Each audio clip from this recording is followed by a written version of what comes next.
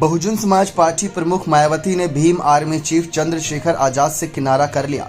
लोकसभा चुनाव में Chandrashekhar Samajwadi party supremo Akhilesh Yadav के पास भी गए थे, लेकिन वहां बात न बनने पर चंद्रशेखर अकेले चुनाव में उतरे और मजबूत जीत हासिल की।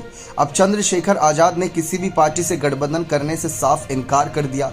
उन्होंने कहा कि वे बिना किसी गठबंधन के सहारे उत्तर प्रदेश में चुनाव लड़ेंगे, क्योंकि जनता का भरोसा सभी पार्टियों से उठ चुका है। चंद्रशेखर का कहना है कि उनकी पार्टी नए लोगों को मौका देगी। लोकसभा चुनाव में नगीना सीट जीतने के बाद चंद्रशेखर आजाद ने 10 विधानसभा सीटों पर होने वाले उपचुनाव में उतरने का ऐलान कर दिया। जिन 10 विधानसभा सीटों पर उपचुनाव हो रहे उनमें से 4 विधानसभा सीटें खैर, मीरापुर, कुर्दंगी और गाजियाबाद पर आजाद समाज पार्टी ने प्रभारी की नियुक्ति भी कर दी। मायावती हो या चाहे चंद्रशेखर आजाद, दोनों ने ही किसी भी राजनीतिक दल से गठबंधन करने से इनकार कर दिया है। इस उपचुनाव में मिल्कीपुर विधानसभा सीट में दिलचस्प लड़ाई देखने को मिल सकती है। मिल्कीपुर समाजवादी पार्टी की खास सीट है, क्योंकि यहाँ के विधायक अवधेश प्रसाद अब सांसद बन चुके हैं। ऐसे में मायावती और चंद्रशेखर आजाद इसी रणनीति पर काम कर रहे हैं कि कैसे समाजवादी से मिल्कीपुर की सीट को छीना जाए। कड़े मुकाबले तो उन सीटों पर भी देखने को मिल सकते हैं जहां पर मुस्लिम आबादी ज्यादा है।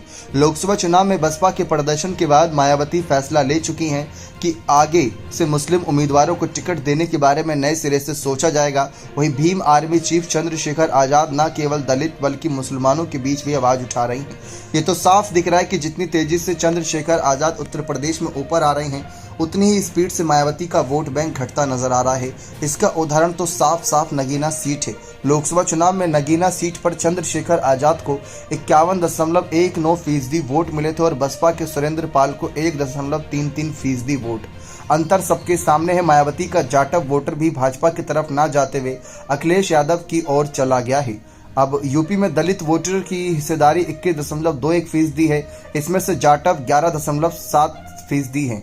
मायावती और चंद्रशेखर आजाद दोनों ही समुदाय से आते हैं। पहले मायावती को पूरे दलित समाज का सपोर्ट था, लेकिन गुजरते वक्त के साथ उनके पास सिर्फ जाटव वोटर ही रह गए थे।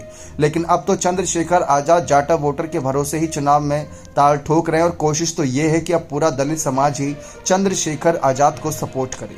और इस बीच सबसे बड़ा सवाल निशान आकाश आनंद को लेकर भी रहेगा कि आकाश आनंद इन सब के बीच कैसा क्या प्रदर्शन दिखाते हैं, क्या उनका रवैया रहेगा चंद्रशेखर आजाद के खिलाफ। बने रहे चैनल के साथ। बहुत बहुत धन्यवाद।